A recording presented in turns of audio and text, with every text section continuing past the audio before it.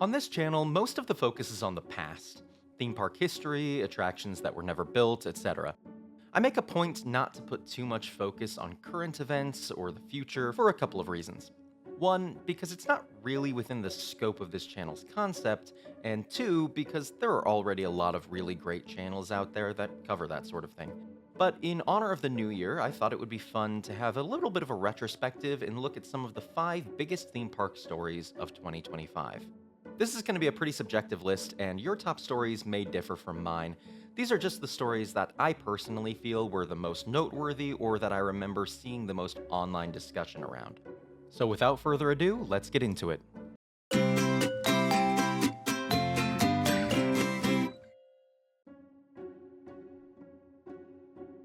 In July, Disneyland in California, the original Disney park began by Walt Disney himself, celebrated its 70th anniversary.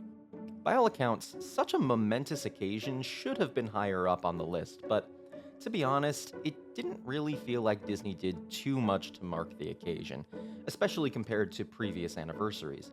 They had some fun decorations, some special merchandise, brought back the fan favorite Paint the Night Parade, and debuted some new shows, a projection show on the It's a Small World facade, and a new version of World of Color in DCA. But aside from that, not too much newsworthy fanfare.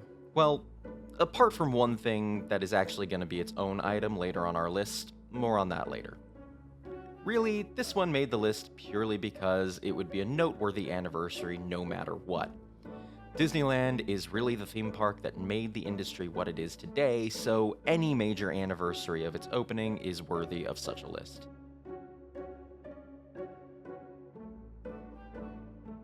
The most recent item on our list comes in at number 4.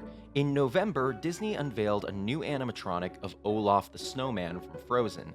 This animatronic is going to be used for the new World of Frozen in Disneyland Paris, and it stands out amongst other impressive animatronics for one simple feature. It's completely free roaming. No longer do animatronic characters need to be tethered to the ground with bulky wires and tubes. This guy can walk, talk, and interact with guests completely freestanding. It's a really impressive figure, to be sure, but so far we've only really seen it in highly controlled demo environments. Only time will tell how well it will work once it's actually interacting with guests in an operational theme park. But if this proves successful, it could mark the beginning of the end for costumed performers when it comes to non-human shaped characters like Mickey Mouse. Kids will finally be able to meet these characters in the park and have them look and act exactly like the characters they see on screen. Another animatronic!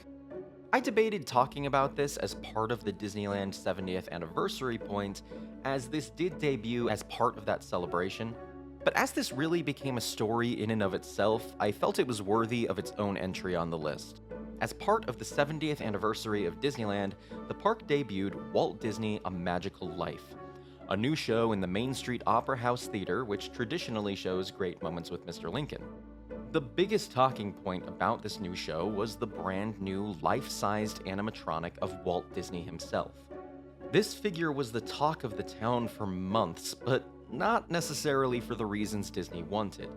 In the lead up to the attraction opening, there was a lot of debate online on if this was even something Disney should do.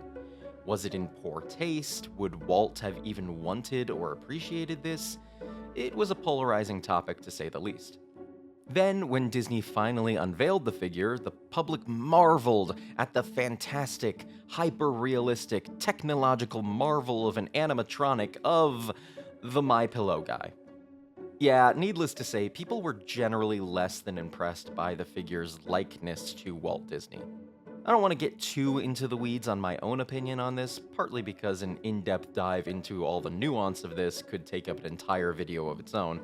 But I don't personally think it looks anywhere near as bad as a lot of people were saying. It definitely looks a bit off, but I think a lot of that has to do with modern lighting and the high-definition video a lot of people were seeing it through, which are conditions we're not at all used to seeing Walt Disney in.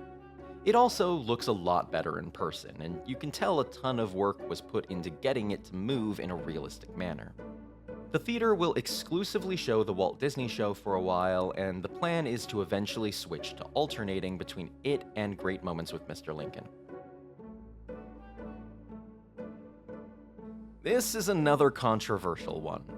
Plans for a Cars-themed expansion for Walt Disney World were originally announced in 2024, and people were totally on board, until it was announced that in order to build it, the Rivers of America and Tom Sawyer Island were going to be demolished.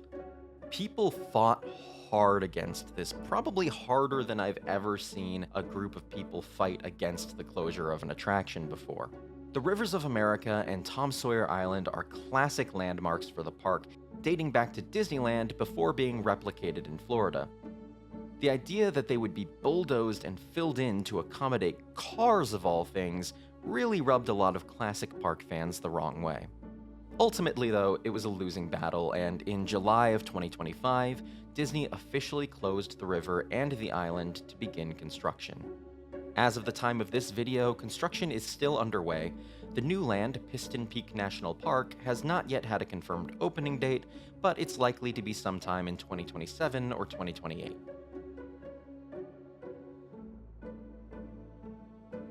Yeah, there's no way this wasn't going to be the top story of 2025. In May, Universal finally opened Epic Universe, the third theme park in their Orlando resort. It took a long time to get here, and in fact, it seemed a bit like the project was cursed. Construction originally began in 2019, but was delayed due to the COVID-19 pandemic. Then, in October 2024, the project was delayed again due to damage from Hurricane Milton. But when Epic Universe finally opened, it did so to, if you'll pardon the pun, near universal acclaim. The new park consists of 5 themed sections: Celestial Park, Dark Universe, based on Universal's classic monsters, the Isle of Berk, based on the highly successful How to Train Your Dragon series, Super Nintendo World, and the third Wizarding World of Harry Potter park, Ministry of Magic.